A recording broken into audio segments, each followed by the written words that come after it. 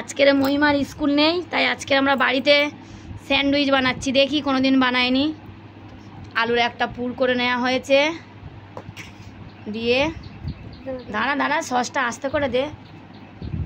ঘরোয়াভাবে, এ তো আর দোকান নয়, ঘরোয়াভাবেই হচ্ছে, এইভাবেই খেতে হবে। বেশি ভাজাভুজি বেসন দিয়ে আর করা হচ্ছে না, সিম্পল এরকমই খাওয়া হবে।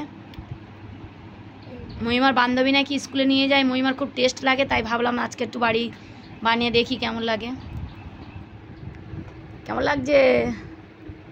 লঙ্কাটা খা, লঙ্কাটা খা। পড়েছে, গোলমরিচের গুঁড়ো পড়েছে, সেন্ট হয়েছে, হেভি লাগছে। এইভাবে বাড়িতে বানিয়ে খাওয়াই ভালো, দোকানের খাওয়া সবসময় না খাওয়াই ভালো।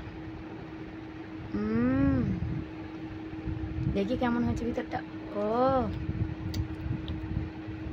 আর মহিমার মাসি বানাচ্ছে এদিকে, আমরা এখনো খাইনি, এবার খাবো। খাবার দেখে তো ভীষণ খিদে পেয়ে যাচ্ছে।